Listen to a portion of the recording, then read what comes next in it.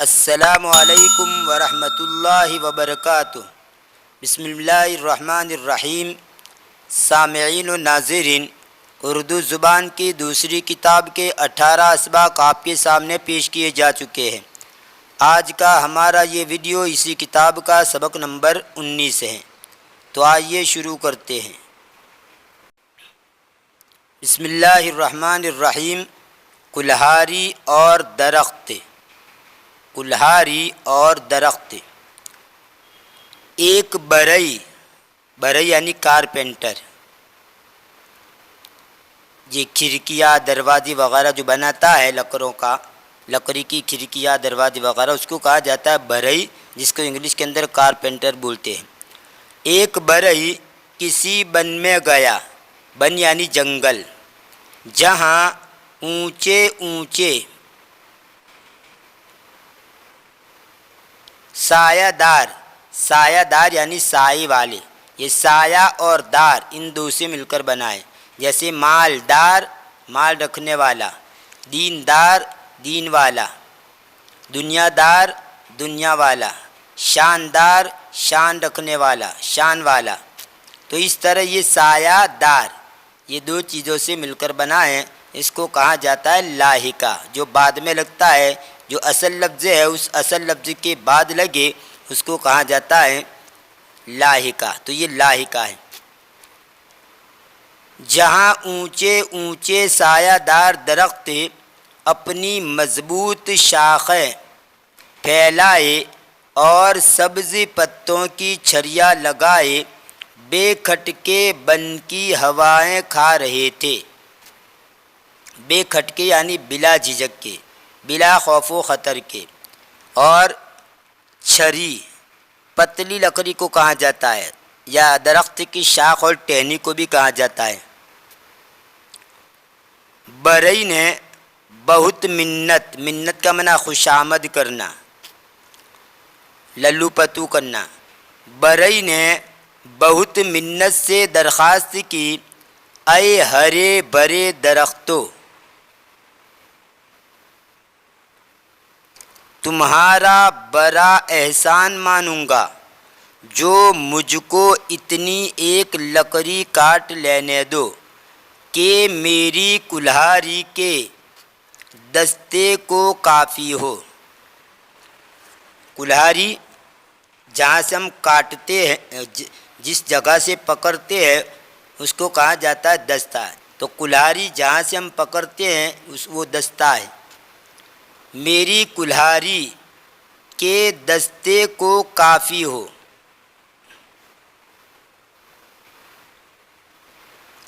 ان احمقوں نے، احمق کی جمع احمقوں یعنی بے وقوف، ان احمقوں نے مارے غرور کے، غرور کا معنی گھمنڈ، مارے غرور کے آگا پیچھا کچھ نہ سوچا، فوراً اجازت دے دی۔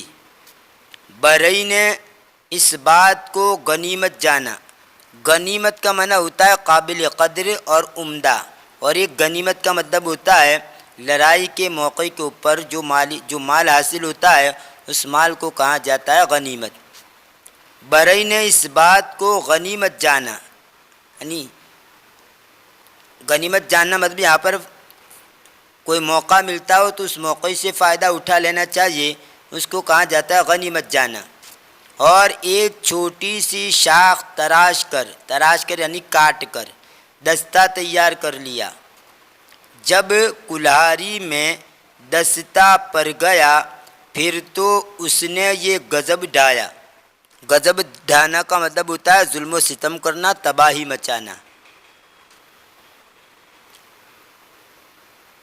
جب کلہاری میں دستہ پر گیا پھر تو اس نے یہ غضب ڈھایا کہ بڑے بڑے درختوں کو جڑ سے کاٹ کر پھینک دیا اور بن کا ستھراؤ شروع کیا، یعنی جنگل، بن کا معنی جنگل کا ستھراؤ شروع کیا، یعنی درخت کاٹ کر جنگل کو بالکل صاف کر دیا۔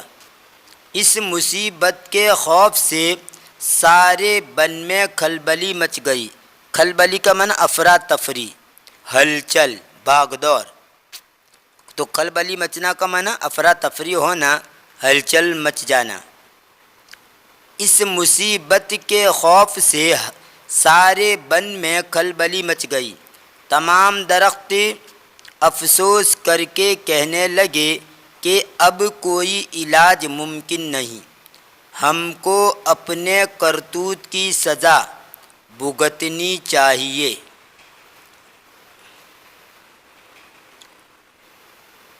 کیونکہ ہم نے اپنے پاؤں میں آپ کلہاڑی ماری ہے، کیونکہ ہم نے اپنے پاؤں میں آپ کلہاڑی ماری ہے۔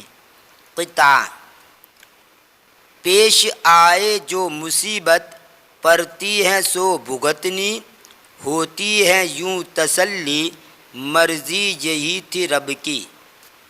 پیش آئے جو مصیبت، پڑتی ہے سو بھگتنی، ہوتی ہے یوں تسلی، مرضی یہی تھی رب کی۔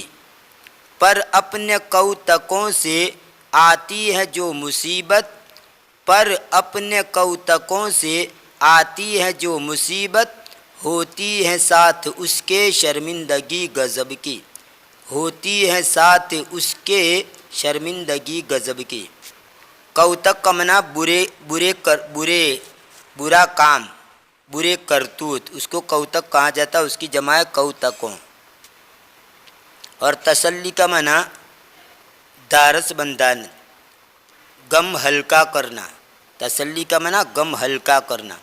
اس کا مطلب یہ ہے کہ آدمی کے اوپر جب کوئی مصیبت آتی ہے اور وہ مصیبت خود ہی لیتا ہے، جیسے یہاں پر یہ درخت جو ہے انہوں نے یہ کارپینٹر کو، بڑھئی کو لکڑی کاٹنے کے لیے، دستہ بنانے کے لیے لکڑی کاٹنے کو اجازت دے دی، تو وہی کارپینٹر جس کے ساتھ ان درختوں نے خیر خواہی کی، اسی نے اس کا دستہ بنا کر انہی درختوں کو کاٹنا شروع کیا۔ تو گویا اس نے جن کے ساتھ بھلائی کی وہی ان کے پیچھے پڑ گیا اور ان کا صفایا کرنا شروع کر دیا۔ گویا ان درختوں نے اپنے آپ مصیبت اپنے سر لے لی۔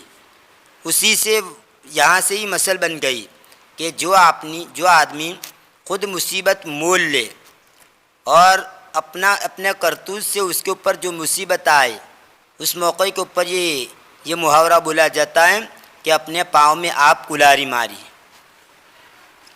جتنے بھی جو مثل ہوتی ہے، جو ضرب الامثال ہے، اس کے پس منظر میں کوئی نہ کوئی واقعہ ہوتا ہے۔ جیسے ایک مثال دوں کہ وہ لوٹا حنین کے 2 جوتے لے کر، یہ ایک ضرب المثل ہے۔ وہ لوٹا حنین کے 2 جوتے لے کر، یہ کب بولی جاتی ہے؟ ایک آدمی بڑا نقصان کر کے چھوٹی چیز لے آئے، بڑا نقصان کر کے چھوٹی چیز کو حاصل کرے، بڑی چیز گوا دی اور چھوٹی چیز کو حاصل کیا، بڑی چیز کو گوا کر، اس کے ایسے موقع پر بولی جاتی ہے۔ اور اس کا پس منظر یہ ہے کہ حنین جو ہیں ایک موچی تھا، جوتے بنانے والا، ایک دیہاتی ان کے وہاں جوتے لینے کے لیے گیا، تو ان کی آپس میں تو میں ہو گئی، آپس میں اختلاف اور لڑائی جھگڑا ہو گیا۔